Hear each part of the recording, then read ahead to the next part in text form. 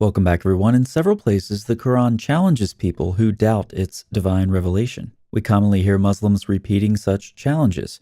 You're seeing some recent examples from the comments section. In the Quran, the challenge goes something like this. If you are in doubt about what we have sent down, bring a surah like it. Surah 11:13 appears to betray some lack of confidence in the messenger's recitation, challenging its critics instead to bring 10 surahs like it. However, this challenge, as it occurs in the Quran and as it's frequently communicated to us by Muslims, is completely ineffective for a couple of reasons. This video will help Muslims refine their challenge and present us with something more meaningful in the future. First, the challenge is not clearly defined in the Quran. What does it mean to produce a surah like it? Like it in what way? Length, rhyme, grammar, content? Unfortunately, in the modern period, any nuances of this argument have collapsed into a nebulous cloud, but it wasn't always this way. Let's take a brief trip through the Encyclopedia of the Quran's article on inimitability. Some believed that the Quran was not inimitable per se, but that Arab eloquence was taken away after Muhammad was sent, rendering the Quran inimitable from that moment forward. Others argue that the Quran's composition and structure are what renders it inimitable. Others appeal to its eloquence, which was a standard opinion by the 10th century. Others argue the Quran's inimitability lay in its overall composition, its meaning, and wording. Now, this is not a video about theories of the Quran's inimitability. I just wanted to sample a couple of theories, since many Muslims who issue these challenges seem entirely ignorant of the exact nature of the challenge they're issuing. So I'll leave studying and critiquing those theories to the Muslims who present us with these challenges. After all, it is up to Muslims to define exactly what their challenge is.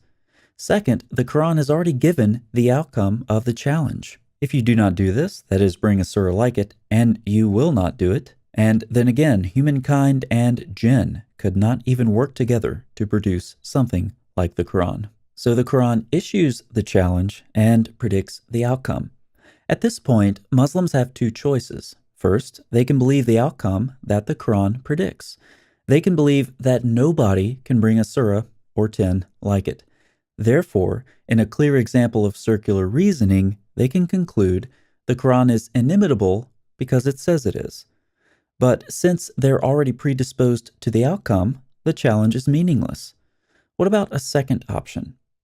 Muslims could be open to the possibility that a surah, or 10, could be brought like that of the Quran, but that would call into question verses like Surah 224 and 1788, which clearly say the challenges cannot be met. But doubting the Quran by being open to the possibility that the Quranic challenges could actually be met could result in an act of apostasy, as defined by Sharia law.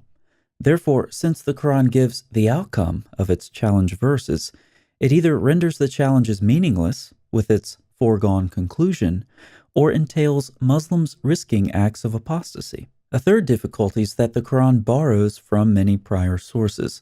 One therefore wonders if these challenge verses apply to those sections of the Quran as well.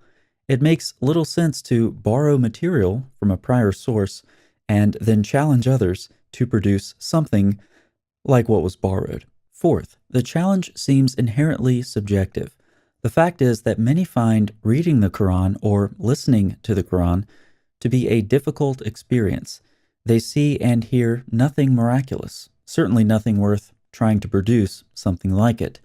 Yet their opinions will be discarded by Muslims. Fifth, even if the challenge was not met, that does not necessarily imply the Quran was sent down from God. For example, many classical music aficionados could easily say that nobody could compose music like Beethoven, but that hardly implies that Beethoven was divinely inspired. Such examples could be multiplied. In summary, Muslims need to clarify what they mean by produce a surah or 10 like it. Since the Quran does not specifically say, any clarification is human interpretation. Muslims will have to further substantiate why their human interpretation is sufficient to clarify this allegedly divine challenge. The outcome of the challenge verses is already given in the Quran. Therefore, Muslims need to tell us if they presuppose the challenge cannot be met, in which case the challenge is hardly an honest challenge at all, or if they are open to the possibility that the challenge can be met and willing to risk an act of apostasy. 3. Muslims need to tell us if the challenge verses apply to the entire Quran, including to material that the Quran is borrowed from. If so, they need to explain the logic of borrowing material from a prior source and then challenging someone to produce something like what was borrowed. If not, they need to provide a complete list of all of the passages in the Quran that the challenge does not apply to, so we know the limits of the challenge. 4. Muslims need to explain why such an inherently subjective challenge is coherent. And finally, Muslims need to explain why such a challenge, if not met, necessarily proves or implies the Quran's divine origin. These are just some examples of areas that require clarification regarding the challenge verses of the Quran. Now, if you doubt this video I have made, produce one like it. I mean 10, if you are truthful. What do I mean by produce a video like it? I'll leave that unclear, but it doesn't even matter because you can't, so don't even try. And in not trying, you will not produce a video like this one.